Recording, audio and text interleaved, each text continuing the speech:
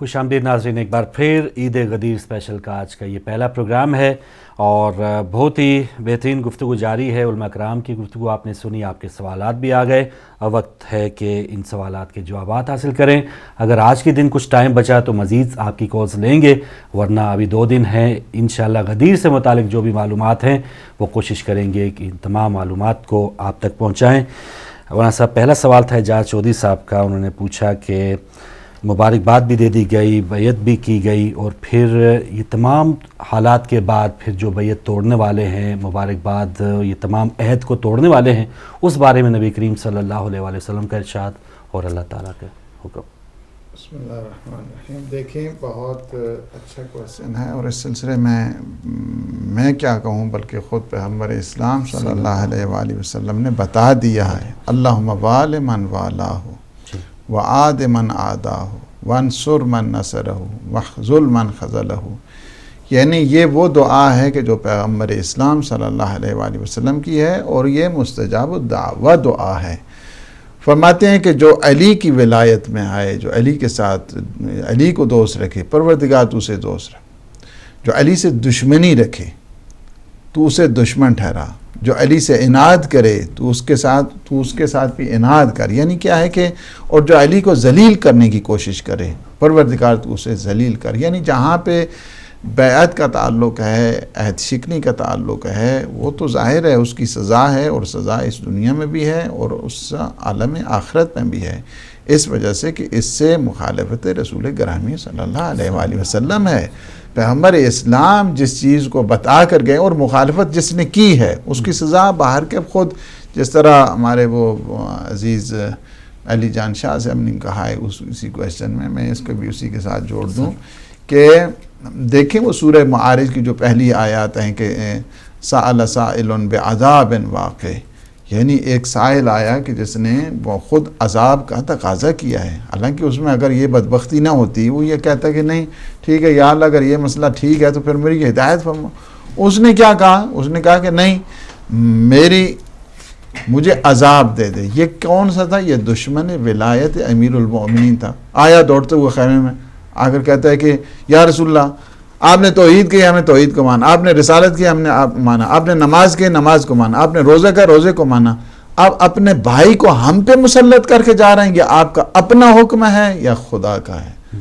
کہا پیغمبر اسلام نے قسم اٹھا کے کہا کہ اس خدا کی قسم جس نے مجھے رسول مبعوث پر رسالت کی ہے، یہ میری بات نہیں ہے۔ یہ وہی چیز ہے کہ جس کو میں کہتا ہوں کہ ہمارے جو عزیز مقصود حسن سید نے وہ بھی اسی بات سے سن کہ فرمایا کہ یہ میرا حکم نہیں ہے، یہ میرے اللہ کا حکم ہے کہ جو میں آپ کو ابلاغ کر رہا ہوں، میں جو آپ کی ولایت کی جو تبلیغ کر۔ تو اس نے کیا کہا؟ اس نے کہا کہ اگر یہ بات ہے اللہ کا حکم تو پھر آپ دعا کریں اللہ جو ہے نا مجھ پر عذاب نازل کرے۔ وہی ہے سأل سائل بعذاب واقع۔ اس کو سارے اہل سنت کی کتابوں میں، اہل سنت کے مفسرین، اہل شیعہ کے مفسرین دونوں نے جو ہے نا وہ لکھ دیا ہے۔ وہ ابن فہری جو ابن فہری ہے اس کا یہ واقعہ ہے۔ تو وہیں سے وہ جو خیمے سے نکلا، ایسے میں ایک پتھر آسمان سے آیا اور اس کے سر پہ لگا اور وہیں پہ وہ فنار ہو گیا۔ تو یہ بات پیغمبر اسلام صلی اللہ علیہ وآلہ وسلم، اس نے خود بدبختی لی ہے، اس نے خود شقاوت لی ہے، اور جس کا نتیجہ یہ ہے کہ اس دنیا میں بھی عذاب آتا ہے، اور عذاب تو آخرت میں آتا ہی آتا ہے کہ جب کہ اللہ کہے گا القیا فی جہنم، القیا فی جہنم کل کفار عنید، جتنے بھی کافر آپ دونوں مل جائیں نا، پیغمبر اسلام اور علی دونوں مل کر ان کو جہنم میں ڈالوں۔ یہی چیز ہے کہ خود امیر المومنین کہیں گے کہ اے جہنم یہ تیرا ہے تو لے لے، اور جو جنت ہے جنت میں اس طرح جائے گا جس طرح بجلی جایا کرتی ہے۔ اور مولا امیر المومنین کی ولایت بذات خود ایک ایسی نعمت عظمیٰ ہے جو ہر ایک کے دل میں نہیں آ سکتی ہے۔ یہ ولایت یہ بھی اس کے لیے ظرفیت چاہیے ہوتی ہے، اپنے آپ میں صلاحیت پیدا کرنے کی ضرورت ہے۔ اگر وہ کیپیبلٹی نہیں ہے، اگر وہ فیکلٹی انسان پیدا نہیں کرتا، شکر کرے انسان کہ جس کے دل میں مولا امیر المومنین کی ولایت آ گئی ہے اور جا نشین ہو گئی ہے اور جا گزین ہو گئی ہے۔ یہ شکر کا مقام ہے۔ اس کی سزا جو امیر المومنین کی ولایت کے قائل نہیں ہے، اس دنیا میں بھی ہے، اس دنیا میں بھی ہے۔ جزاک اللہ، بہت شکریہ اور محمد نواز صاحب نے اسپین سے پروگرام کی تعریف کی. بہت شکریہ نواز صاحب, آپ نے پروگرام دیکھا. مولانا صاحب مقصود حسین سید صاحب کا سوال جو اگلا تھا کہ بہت سی غزوات ہوئے, اس میں اللہ تعالیٰ نے یہ گارنٹی نہیں دی کہ میں لوگوں کے شر سے. یہ سوال ان سے کہا تھا کہ پوچھا جائے. اچھا, انہوں نے باقاعدہ خصوصی بلغ ما انزل کی جو دین کی تشریح سے متعلق تھا ان کا, جی ہاں, کہ ایک عام ٹیچر جو ہے وہ پیچھے اپنا مانیٹر چھوڑ کے جاتا ہے. جی ہاں. دیکھیے بات اصل میں یہ ہے کہ جب ایک اس الہی نظام کے مقابل میں کوئی اور نظام لوگوں نے بنا لیا تو اس الہی نظام کو نہ ماننے کے بہت سارے راستے نکال لیے, بہانے تراشے گئے, مغالطے کیے گئے. اب ما انزلہ کا اگر مان لیتے سیدھے سیدھے کہ یہ وہ حضرت علی علیہ السلام کی ولایت و امامت کے اعلان کا حکم ہے, پیغام وہ ہے, تو پھر بنیادی طور پر ہر کوئی کہتا ہے پھر آپ ادھر ادھر کیوں جا رہے ہیں, آپ کو پھر سقیفہ کی طرف جانے کی ضرورت نہیں ہے, اب آپ کو پھر مولا علی کو ہی اپنا خلیفہ ماننا پڑے گا, خلیفہ بلا فاصلہ. اب چونکہ ایک مائنڈ سیٹ ہو گیا اکثریت کا, تو اب اس ماں کو بھی کہہ دیا گیا کہ جتنی بھی اس سے پہلے آیتیں نازل ہوئی ہیں اس کو پہنچانے کا حکم ہوا ہے. ایک آخری خطبے میں کیا حضور اکرم صلی اللہ علیہ وسلم تمام آیات کے پیغام, تمام احکام الہیہ کو ایک وقت میں پہنچا سکتے ہیں؟ بہت عمدہ, غیر معقول تصور ہے یہ ناممکن سی بات ہے کہ تمام کو پھر سے دہرائیں. یہ وہ ہے کہ وَإِن لَمْ تَفْعَلْ, پیغام ایک ہی ہے, پیغام ایک ہی ہے, لیکن اگر تم نے نہیں پہنچایا تو گویا تم نے کار رسالت کا کوئی کام انجام نہیں دی. یعنی رسالت کے سارے پیغام اس پر منحصر ہیں کہ آپ اس کے محافظ کا بھی اعلان کر دیں کہ اس کے بعد کون ترجمان قرآن ہے, ترجمان سنت ہے, کون محافظ دین و شریعت ہے. اگر وہ نہیں ہوگا, خاتم الانبیاء بھی آپ ہو گئے, اس کے بعد کوئی نبی بھی نہیں آنے والا, اور آپ نے اپنی طرف سے اور اللہ کی طرف سے کوئی وارث بھی نہیں چھوڑا, تو پھر امت کو کیا گمراہ ہونے کے لیے چھوڑ دیا؟ پھر قیامت کے دن ہر مسلمان یہ ہڑتال کر سکتا ہے, پروردگار ہمیں کیوں کہتا ہے کہ ہم جہنم میں جائیں؟ ہم اپنی مرضی سے اس لیے عمل کرتے رہے کہ تیرے رسول نے دین تو تکمیل کر دیا, لیکن کسی وارث کو, کسی والی کو, کسی ہمارے اوپر سرپرست کو, حاکم کو اپنی طرف سے بنایا نہیں, بتایا نہیں, ہم بھی ادھر ادھر ہو گئے, غلطیاں ہوتی رہیں. تو ہر کسی کو جو ہے یہ بہانہ مل جائے گا. کوئی بھی جہنم میں نہ جائے اگر علی علیہ السلام کی ولایت کا اعلان نہ ہو, اور کوئی بھی جنت میں نہ جائے اگر علی علیہ السلام کی ولایت کا اعلان نہ ہو. جنت اور جہنم کا انحصار بھی اسی پر ہے. تو ہمارے بھائی جو آئے تھے پرویز صاحب بھی, اس کے بعد کوئی سوال ہے تو پھر چلیں میں باری باری وہیں تک پہنچیں گے پرویز صاحب تک. مولانا صاحب غزوات کا انہوں نے کہا تھا خصوصی طور پہ آپ سے پوچھوں کہ اتنا شر سے محفوظ رکھنے کے حوالے سے اللہ تعالیٰ کا فرمان غزوات میں نہیں تھا جہاں حالانکہ سامنے کافر تھے, تو یہاں سب مسلمان تھے. یہاں پہ میں جو اہل تحقیق ہے ان کے لیے ایک چیز یہاں پہ یہ کہنا چاہتا ہوں کہ اگر ما انزلہ فقط اس کو سمجھ جائیں کہ وہاں پہ جو آیت کا مفہوم ہے کہ ما انزلہ الیک, اے حبیب جو ابھی آپ پر نازل کون سی چیز ہے, توحید تو ہو چکی ہے, رسالت بھی ہو چکی ہے, باقی قیامت کے مسائل ہو چکے ہیں, برزخ کے ہو چکے ہیں, نماز روزہ بھی ہو چکی ہے, وہ ما انزلہ کیا ہے؟ بالکل کہ جس کو اگر وہ یہ جان لیں تو ان کو اس بات کی خبر ہو جائے گی کہ وہاں پہ مسئلہ ولایت اور امامت کی حساسیت سے متعلق جو ہے نا وہ یہاں پہ بات ہے. اور جہاں تک وہ بات ہے ہمارے محترم مقصود سید کی کہ باقی جو غزوات ہیں وہاں کے لیے حالانکہ خوف تو وہاں پہ بھی تھا, مسئلے وہاں پہ بھی تھے, لیکن وہاں پہ یہ جملات نہیں آئے ہیں. یہاں پہ ایک مسئلہ یہ ہے کہ دو دشمنان ولایت ہیں ان سے آپ کو گھبرانے, اگرچہ وہاں پہ یہ مشکل تھی, اور جس کے بعد ہی تو کہا ہے نا کہ الیوم یائس الذین کفروا, کہ آج کے دن جتنے بھی کفار ہیں وہ سارے کے سارے مایوس ہو گئے ہیں آپ کے دین سے. تو یہ جو مشکل تھی, لوگوں کی کئی قسم کی مشکلات تھی وہاں پہ, اس میں ایک مشکل یہ تھی کہ لوگ پیغمبر اسلام تھوڑی سی دل میں آ رہی تھی کہ لوگ یہ نہ کہیں کہ اب یہ ایک سلسلہ ایسا ہے کہ کہیں رشتہ داری کی بنیاد پر, فیورٹزم کی بنیاد پر, یا اس بنیاد کے اوپر کہ نہیں اپنے عزیزوں کو ہم پہ جس طرح وہ عثمان جو ہے نا اس نے ابن فہری نے جو یہ مسئلہ اٹھایا تھا اور اس نے اپنے لیے عذاب کا تقاضا کیا تھا, اس وجہ سے پیغمبر اسلام تھوڑا سا تأمل کر رہے تھے کہ اس مسئلے کو کس طرح ٹیکل کیا جائے گا. لوگوں میں ایک مسئلہ پیدا ہو جائے جائے گا. لوگ خواہ مخواہ کہ ایک جو نیگیٹو پروپیگنڈا ہے اس کی طرف جائیں گے. میں نے اتنی جو ہے وہ جو پیغام پہنچایا ہے اس کی رستے میں کسی قسم کی کوئی خلش واقع نہ ہو جائے. اللہ سبحانہ و تعالی نے بتا دیا کہ آپ، اور یہ نہ فقط یہ ہے، یہ پیغام چونکہ قرآنی ہے اور آفاقی پیغام ہے اور ایک یونیورسل پیغام ہے، یعنی جہاں جہاں پہ بھی مسئلہ ولایت ہے آپ اور مسئلہ ولایت کو بیان کریں، آپ کو کوئی نقصان نہیں پہنچائے گا. خواہ وہ اس زمانے کی غدیر ہو خواہ اس زمانے کی غدیر ہو. غدیر ہر روز ہے. جہاں جہاں پہ بھی ولایت کا پیغام ہے وہاں پہ غدیر ہوا کرتی ہے. آپ کو کسی یعنی پیغام ولایت پہنچانے میں آپ کو کسی قسم کا کوئی تعامل نہیں ہونا چاہیے. اور جتنے بھی وہ عثمان فہری جیسے لوگ آئیں گے وہ ان کا حشر وہی ہوگا جو غدیر کے دن ہوا ہے. لہٰذا آپ کو پریشان ہونے کی کوئی ضرورت نہیں. سبحان اللہ، بہت شکریہ. تو مقصود حسین سعید صاحب کے جوابات آ گئے.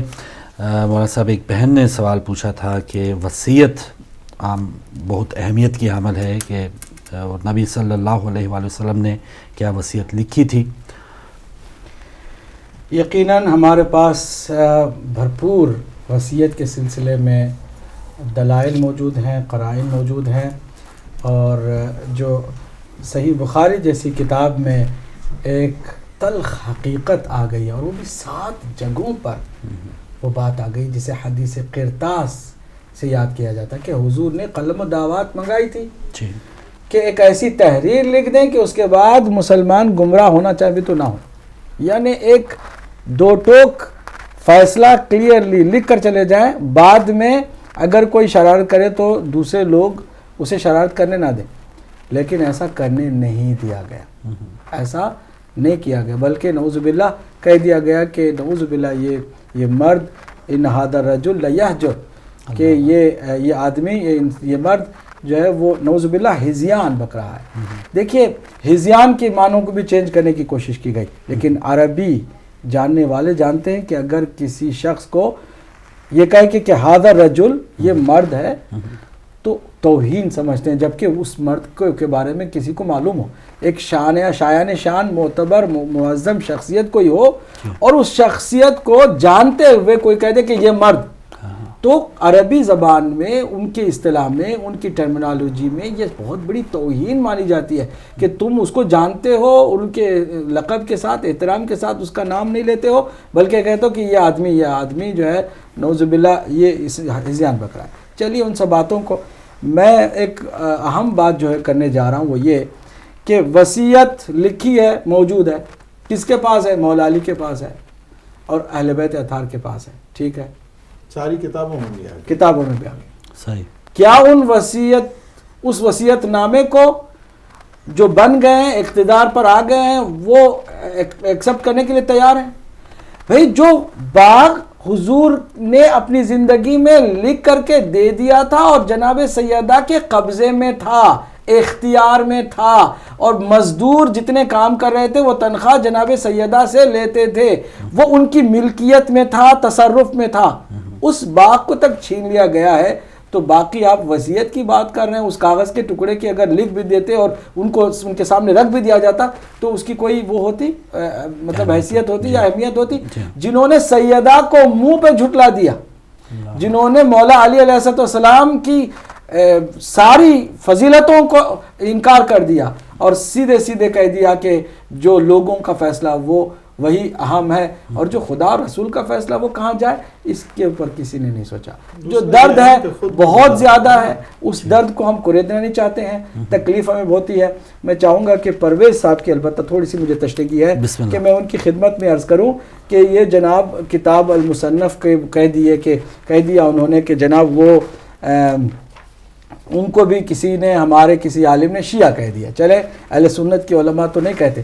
آپ ایک ایک کر کے جتنے بھی بزرگ اہل سنت کے علماء ہیں ان سب کو جو ہے شیعوں کے کھاتے میں ڈال رہے جاتے ہیں. صرف یزیدی رہ جاتے ہیں کہ وہ البتہ پھر آپ یزیدیوں ہی کو اہل سنت کہتے ہیں تو پھر یہ آپ کا اپنا عقیدہ ہوگا. لیکن امام غزالی کے بارے میں نہیں سمجھتا کہ کوئی بھی گمان بھی کرے کہ وہ شیعہ ہو سکتا ہے. یہ امام غزالی ہیں. میں اس کی چاہوں گا کہ کتاب بھی دکھاؤں، عبارت بھی میں پڑھ کے دکھاؤں. یہ ذرا دکھائیے मजमुअत रसाइल अल इमाम अल गज़ाली। ये इमाम अल गज़ाली को क्या लिखा जाता है, ये इत्तेफाक से अहले सुन्नत में जितने फ़िरक़े हैं सब इनको बड़े एहतराम से लिहुज्जतिल इस्लाम अबी हामिद अल गज़ाली अल मुतवफ़ा सना 505 हिजरी में इनकी वफ़ात हुई है। तकरीबन 900 साल पुरानी शख्सियत है, पुराना 900 साल पहले जिनका इंतकाल हो गया। इनके बारे में ये तो नहीं कह सकेंगे इंशाअल्लाह कि ये शिया हो गए।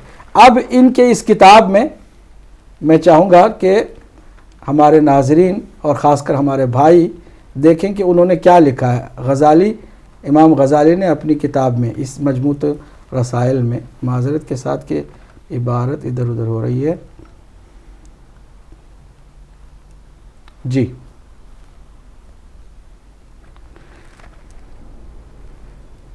अब आप देखिए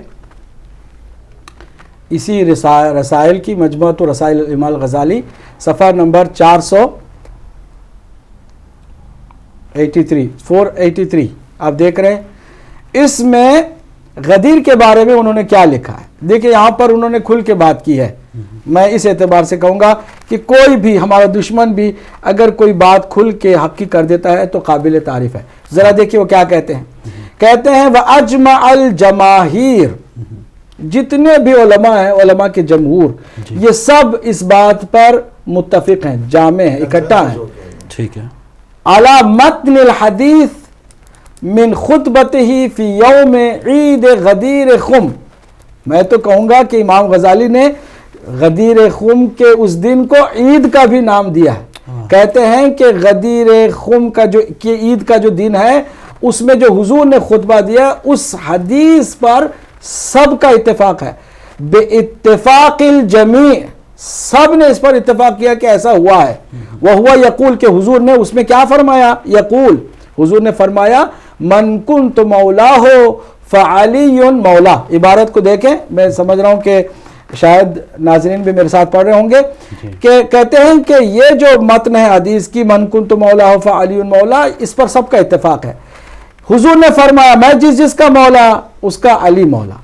कहते हैं फ़क़ाला उमर, हज़रत उमर आए, उन्होंने मुबारकबादी जो दी, इन्होंने इसको लिखा बखिन बखिन या अबुल हसन, ऐ अबुल हसन मुबारक हो, लक़द अस्बहता मौलाई व मौला कुल्ला मौला।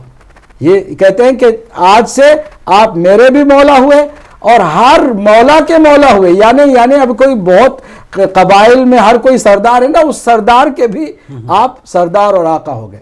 कहते हैं अब ये इमाम गज़ाली का खुद अपना नज़रिया, कहते हैं फ़हादा, ये जो मुबारकबादी है जो हज़रत उमर ने दी है, तस्लीमुन, इस बात का इकरार है, मानना है कि वो इमाम और वो क्या है, हाकिम है, वो मौला का मतलब है आका हैं, वह रिदा, इस पर राज़ी भी हैं, उस वक्त हज़रत उमर राज़ी भी हैं, तभी तो आके मुबारकबादी दे रहे हैं। वह तहकीमुन, और इस बात को वो मुहकम तरीके से ले रहे हैं, यानी ये हुकूमती मसला है, ये मसला खिलाफत का मसला है, इमारत का मसला है, इसको तस्लीम कर लिया। उसके बाद जो लिखते हैं वो ज़रा काबिल गौर है। कहते हैं, और मैं ख़ुद भी हैरान हूँ कि इमाम गज़ाली ने यहाँ पर आके हक़ को किस तरह अपने इस रिसाले में ज़ाहिर कर दिया। कहते हैं सुम्मा बाद हादा, इसके बाद यानी मुबारकबादी दे दिए जाने के बाद, गलबल हवा लिहुब्बिर रियासा, गलबा हो गया हवा व हवस का कुर्सी की मोहब्बत में, रियासत और इक़्तिदार की ख्वाहिश में हवा व हवस का गलबा हो गया। उसके बाद जो है मामला गदीर के बाद, और यहाँ तक कि और भी बहुत सारे उन्होंने अल्फाज लिखे, फ़आदू इलल खिलाफिल अव्वल, इस हवा व हवस के नतीजे में उम्मत एक पहले इख्तिलाफ की तरफ आ गई। उम्मत का पहला इख्तिलाफ इन्होंने यही बताया, गदीर का इनकार। वाह वाह। और जो जैसे आप फरमा रहे हैं ईद का जो वर्ड है वो भी इमाम गज़ाली ने भी यहाँ पर लिखा है। उनकी किताब है मजमुअत रसाइल अल इमाम गज़ाली, उसके सफ़ा नंबर 483 में आप देख सकते हैं, 483, और मैंने उस इबारत को बिल्कुल आपके सामने रख के दिखाया है। वाह वाह, जज़ाकल्लाह, बहुत शुक्रिया मौलाना साहब। अच्छा, हमारे पास कुछ मिनट बचे हैं और जल्दी जवाब चाहूँगा کہ مختصر بیان ہو جائیں. مس رضوی صاحبہ نے مولانا صاحب پوچھا کہ خطبہ حجت الوداع اور خطبہ غدیر میں کیا فرق ہے؟ دیکھیں جو حجت الوداع ہے نا یہ وہ حج ہے کہ جو پیغمبر اسلام نے کیا ہے، اور پیغمبر اسلام کا وہی حج ہے، وہی آخری حج ہے، اور جس میں فرمایا کہ پہلے جو میں نے عرض کیا تھا کہ منادی کرائی گئی قریہ بقریہ، گاؤں سے اور دیہات کو بتایا گیا کہ یہ میرا حج ہوگا اور میری زندگی کا یہ آخری حج ہے، یعنی اس کو کہتے ہیں حجت الوداع. اور جو خطبہ غدیر ہے وہ مقام غدیر خم پر ہے کہ جہاں پہ پیغمبر اسلام نے کافی طولانی خطبہ ہے، اور جس کے لیے میں سمجھتا ہوں کہ تقریباً جو ہے نا وہ 50-60 اس کے اوپر جو ہے نا وہ دروس چاہیے کہ جو خطبہ غدیر ہے خود پیغمبر اسلام کا. تقریباً 10 ایک ہمارے دروس آئے تھے اس سے پہلے، 2 سال پہلے ہوئے تھے، لیکن وہ مکمل نہیں ہو سکا چونکہ کافی اس کے لیے ٹائم چاہیے تفصیل کے لیے. تو وہ ہے خطبہ اور یہ ہے حج. ٹھیک ہے، یہ فرق ہے. اور ایک اور سوال تھا ہمارا صاحب، ہماری ایک بہن کا، انہوں نے نام نہیں بتایا، کچھ صحابہ کرام کا انہوں نے بتایا پہلے حساب ہوگا، دوسرے نمبر پہ ہوگا حضرت عثمان کا. وہ کہہ رہی ہیں کہ انہوں نے پڑھا یہ سنا ہے. اس طرح کی اتنی اسرائیلیات ہیں، اتنی زیادہ ہیں کہ ہم ایک ایک کو لے کے بیٹھیں گے نا تو سوائے وقت کے ضیاع کے کوئی اور اس کا فائدہ نہیں ہوگا. یہ ساری کی ساری ردی میں ڈالنے والی وہ بنی ہوئی فیبریکیٹڈ روایات ہیں کہ جنہیں ہم ٹوٹلی اسرائیلیات کہتے ہیں. کہ بنو امیہ جب اقتدار پر آئے، انہوں نے اپنے خاندان کے لوگوں کو قرآن جن کو شجر ملعونہ سے تعبیر کیا ہے، قرآن جن کے اوپر لعنت کی ہے، رسول اللہ نے جن پر لعنت کی ہے، اس خاندان کے افراد کو اٹھانے کے لیے ایسی بیہودہ قسم کی فضیلت کے باب میں حدیثیں بنائی کہ جو خود متن کے لحاظ سے واضح کر دیتی ہمیں کہ ذرا اس کی عبارت کو تو دیکھو کہ کوئی پیغمبر اکرم جیسی عظیم فصیح و بلیغ شخصیت کیا ایسے جملے استعمال کرے گی کہ ایک جگہ پر ایک کو بے حساب بھیج رہے ہیں، دوسرے کو دوسری جگہ پہ بے حساب دے. ہمارے پاس کتنی ایسی حدیث ہیں کہ فلاں تم 4 فلاں کام کرو گے تو تم بے حساب جنت میں چلے جاؤ گے. جنت البقیع میں جتنے دفن ہوئے ہیں وہ قیامت کے دن بے حساب جنت میں چلے جائیں گے. اب بے حساب تو بہت سارے اور بھی جانے والے ہیں، لیکن حساب لیا جا رہا ہے تو مولا علی کا لیا جا رہا ہے یا حضرت عمر اور حضرت ابوبکر کا لیا جا رہا ہے. اس طرح کی جو ہے حدیث کی جو جعلی ہونے کے لحاظ سے خود حضرت ابوبکر کی روایت ہے جی کہ جس میں وہ فرماتے ہیں، اور اس کو جو سوائے کے محرکہ ہے اس نے بھی اس کو نقل کیا ہے کہ لا یجوز احد الصراط الا من کتب له علی الجواز. حضرت عثمان کو بھی نوشتہ امیر المومنین چاہیے ہوگا جنت کے لیے. فرماتے ہیں کہ میں نے اپنے کانوں سے سنا ہے کہ کوئی بھی اس وقت تک جنت میں نہیں جائے گا جب تک اس کے پاس مولا امیر المومنین کا وہ بورڈنگ کارڈ نہیں ہوگا، جب تک وہ پروانہ جنت نہیں ہوگا، جب تک وہ لکھا ہوا نہیں ہوگا، کوئی بھی نہیں جائے گا. یہ تو حدیث مسلم ہے. اور میں ایک بہت تعجب کی بات رکھوں گا. کہتے ہیں ہم بھی مانتے ہیں، کہتے ہیں ہمارے لیے کوئی مسئلہ نہیں اہل بیت کی، ہم بھی فضیلت مانتے ہیں. جہاں فضیلت اہل بیت کے باب میں معتبر مستند بھی حدیث ہم سنا ہے، اس کی سند کے پیچھے پڑ جاتے ہیں. کہتے ہیں کہ اس سند میں فلاں آدمی ہے، وہ فلاں لگتا ہے کہ شیعہ ہے، 100 باتیں کریں گے اور ماننے کے لیے تیار نہیں ہوں گے. اور معلوم ہے کہ اس بنیادی طور پر سرے سے جو جعلی حدیثیں ہیں کسی اور کے لیے، تو اس کو جو ہے وہ آ کر کے بیان کرتے ہوئے ذرا برابر بھی نہ خوف خدا کھاتے ہیں، نہ انہیں کوئی حدیث رسول کا خیال آتا ہے کہ کسی نے اگر میرے بعد ایسی بات میری طرف نسبت دی، منسوب کیا کہ جس کو میں نے نہیں کہی تھی، کہ قیامت کے دن آگ اللہ سبحانہ وتعالیٰ اس جگہ پر ڈالے گا کہ ہم اس کا ذکر بھی کرنا مناسب نہیں سمجھتے. دوسرا یہ ہے کہ سارے وہاں پہ حدیث موجود ہے. دیکھیں لواء الحمد ہے تو امیر المومنین کے پاس ہے، جنت کا ٹکٹ دینا ہے تو امیر المومنین. اسی وجہ سے خود پیغمبر اسلام کی وہ مسلم ثبوت جو روایت ہے کہ یا علی انت قسیم النار والجنہ، जन्नत और दोज़ख को तकसीम करने वाला अली इब्न अबी तालिब। ये सारे टिकट अली इब्न अबी तालिब देने वाले, तकसीम वो करने वाले, लिवाल हम उनके पास साकी कौसर वो हैं, और ये जो है इसी से वो अंदाज़ा लगा लें कुछ हदीस। अच्छा, मतलब बहन ने सवाल पूछा था कि ये जो अवेयरनेस जैसे आप बात कर रहे हैं, बहुत से मोमिनीन को ये तमाम अवेयरनेस है हदीस से मुतालिक, तो ये अल्लाह ताला का ख़ास इनाम है जिनको अल्लाह ताला मोहब्बत की तौफीक देता है। ज़ाहिर सी बात है, जो जिसके पीछे होता है वो पा लेता है। अगर कोई हकीकत के दरपे हो तो हकीकत उसे मिल जाती है आज भी, और सदियों से हम ये देखते आ रहे हैं।